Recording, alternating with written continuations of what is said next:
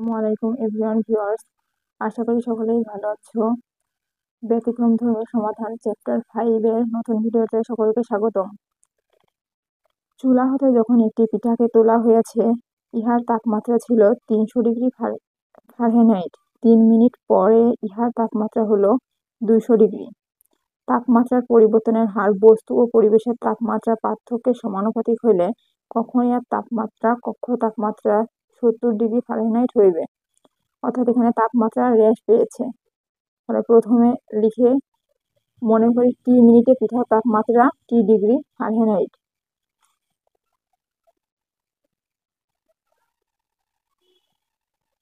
মনে করি এটা হচ্ছে টি মিনিট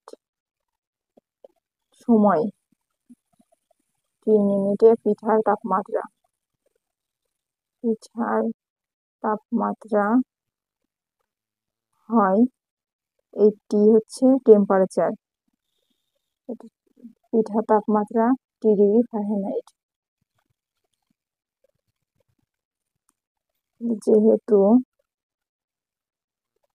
এই যেখানে বলছে কক্ষ তাপমাত্রা 70 ডিগ্রি হবে, যেহেতু কক্ষ তাপমাত্রা 70 ডিগ্রি ফারেনহাইট, সুতরাং বস্তু ও পরিবেশের তাপমাত্রার পার্থক্য, পরিবেশের তাপমাত্রার পার্থক্য সমান এই যে টেম্পারেচার মাইনাস এই যে 70 ডিগ্রি। বস্তুর তাপমাত্রা মানে পিঠার তাপমাত্রা মাইনাস পরিবেশের তাপমাত্রা এই যে 70 ডিগ্রি, এত ডিগ্রি ফারেনহাইট। এখানে তাপমাত্রা হ্রাস পাওয়ায়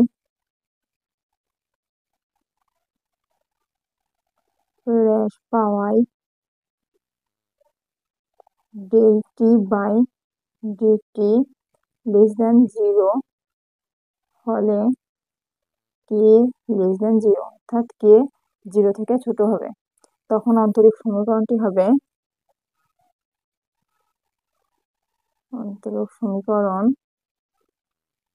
এই যে dt by delta equal minus K, 0 থেকে ছোট তার মানে মাইনাস কে ইন্টু এই যে এদের পার্থক্য টি মাইনাস 70, এটা, বা এখানে যদি আরো গুণ করে দিই তাহলে ডেলটি ডিভাইডেড বা টি মাইনাস 70 ইকুয়াল মাইনাস কে ইন্টু ডিটি। এটাকে দিলাম 1 নং সমীকরণ। এখন এই সমীকরণে আমরা বিভিন্ন সময়ের মান বসিয়ে বসিয়ে অঙ্কটার সমাধান করি। প্রথমে এখানে বলা ছিল চুলা হতে যখন পিঠাকে তোলা হয়েছে ইহার তাপমাত্রা ছিল 300 ডিগ্রি ফারেনহাইট।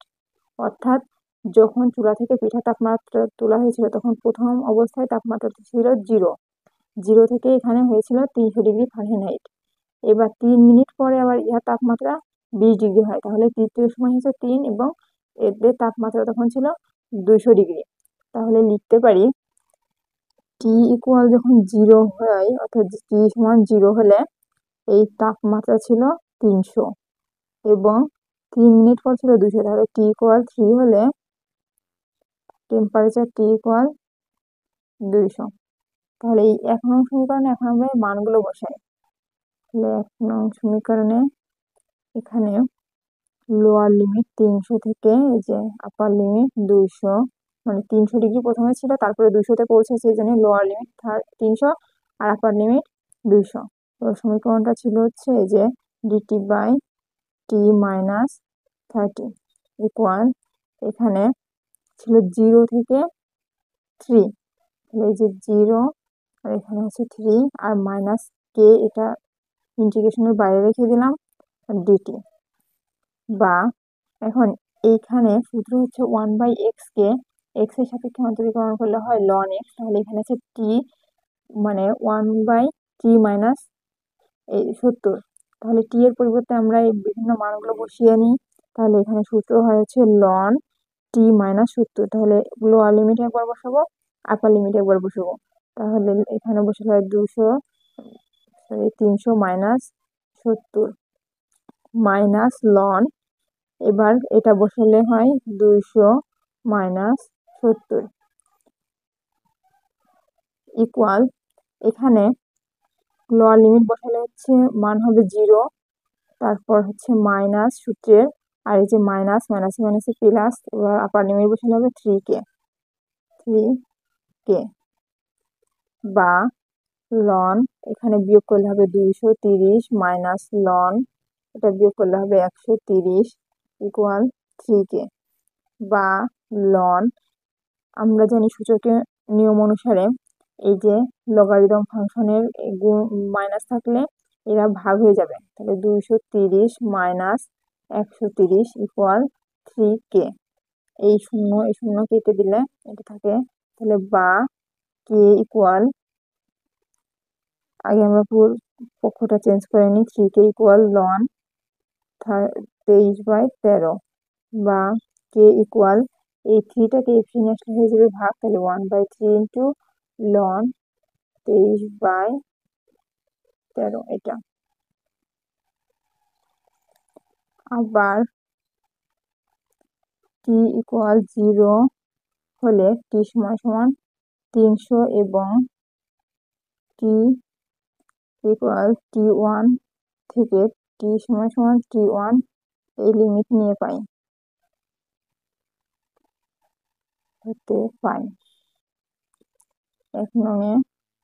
তাহলে বসাই lower limit 300, upper limit 0, sorry এই যে t1, তাহলে ফাংশনটা ছিল হচ্ছে del t by t minus 70 equal minus k integration of 0 lower limit আর upper limit t1 into del t বা লন, এখানে 30 আর এখানে এটা বসালে হচ্ছে 230 হবে, 300 থেকে 70 বিয়োগ গেলে হচ্ছে 230 মাইনাস লন টি এর পরিবর্তে হবে t1 মাইনাস 70 ইকুয়াল, এখানে প্রথমটাতে 0 বসালে 0 হয়ে যাবে এবং দ্বিতীয়টাতে মাইনাস মাইনাসে প্লাস, তাহলে কে আর হচ্ছে t1, তাহলে t1 কে বা লন, এই দুটো ভাগ করলে হয় 230 ডিভাইডেড বাই t1 মাইনাস 70 এত ইকুয়াল টু t1 লন, এই কে এর মান ছিল হচ্ছে যে 1/3 ইন্টু এই যে 23/13 এটা, এখানে মান ছিল 1/3 লন 23 ডিভাইডেড বাই 13, আর এই যে এখানে 1/3 ছিল, এই 1/3 এই 3টা এখানে যে গুণ হয়ে যায়, তাহলে এখানে 3 লন যেটা, যখন 2 নম্বর t1 ইকুয়াল 70 হয়, তাহলে এখানে যদি 70 বসে তাহলে এটা 0 হয়ে যাবে, 0 হয়ে গেলে এখানে ফাংশনটা হয়ে যাবে অসীম, তখন t1 ইকুয়াল 0, এখানে এটা হয়ে যাবে অসংজ্ঞায়িত, আর এখানে t1টার মান হয়ে যাবে তখন এটা দিয়ে ভাগ করলে হয়ে যাবে অসীম। সুতরাং প্রদত্ত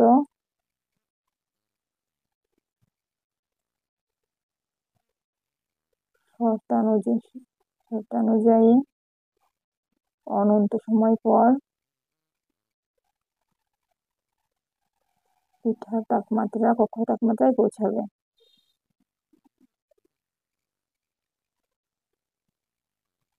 কক্ষ তাপমাত্রায় পৌঁছাবে।